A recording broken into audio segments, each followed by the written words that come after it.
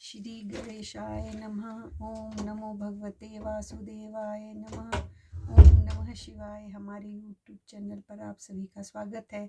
नमस्कार दोस्तों।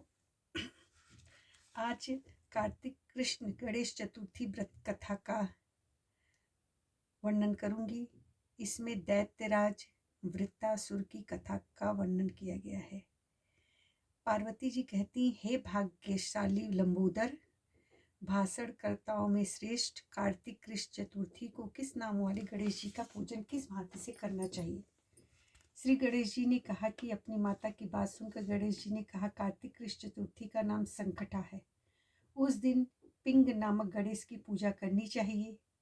पूजन पूर्वोक्त तरीके से करना उचित है। भोजन एक बार करना चाहिए। व्रत और पूजन के बाद ब्राह्मण भोजन कराकर स्वयं मौन होकर भोजन करना चाहिए। मैं इस व्रत का महात्म्य कह रहा हूँ, सावधानी पूर्वक श्रवण कीजिए। कार्तिक कृष्ण संकट चतुर्थी को घी और उरर मिलाकर हवन करना चाहिए। ऐसा करने से मनुष्य को सर्वसिद्धि प्राप्त होती है। श्री कृष्ण जी ने कहा कि हे वृत्तासुर, दैत्य ने त्रिभुवन को जीत कर संपूर्ण देव को परतंत्र कर दिया। उसने देवताओं को उनके लोकों से निष्कासित कर दिया। परिणाम स्वरूप देवता लोग दसों दिशाओं में भाग गए।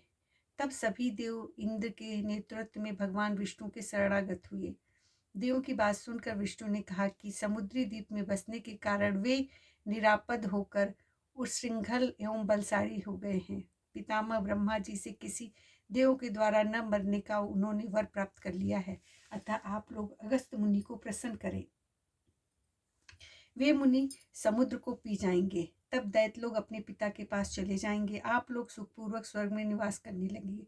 अतः आप लोगों का कार्य अगस्त्य मुनि की सहायता से पूर्ण होगा।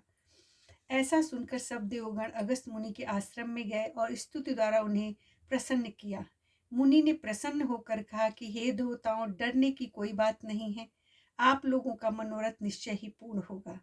मुनि की बात से सब लोग देवता अपने अपने लोक को चले गए। इधर मुनि को चिंता हुई कि 1,00,000 योजन इस विशाल समुद्र को मैं कैसे पान कर सकूंगा।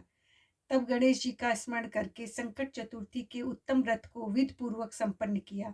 3 महीने तक व्रत करने के बाद उन पर गणेश जी प्रसन्न हुए। उसी व्रत के प्रभाव से अगस्त्य जी ने समुद्र को सहज ही पान करके सुखा डाला। यह उसी व्रत का प्रभाव था कि अर्जुन ने निवात, कवच आदि संपूर्ण दैत्यों को पराजित कर दिया। गणेश जी की इस बात से पार्वती जी प्रसन्न हुई कि मेरा पुत्र विश्व वंद्य और सर्व सिद्धियों का प्रदाता है।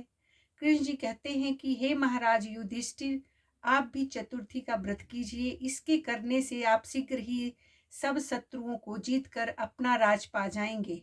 श्री कृष्ण के आदेशानुसार युधिष्ठिर ने गणेश जी से व्रत किया। व्रत के प्रभाव से उन्होंने शत्रुओं को जीतकर अखंड राज प्राप्त कर लिया।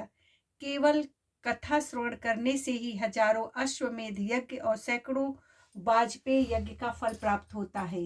साथ ही पुत्र पौत्र आदि की वृद्धि होती है। ओम श्री गणेशाय नमः। ओम नमः भगवते वासुदेवाय नमः।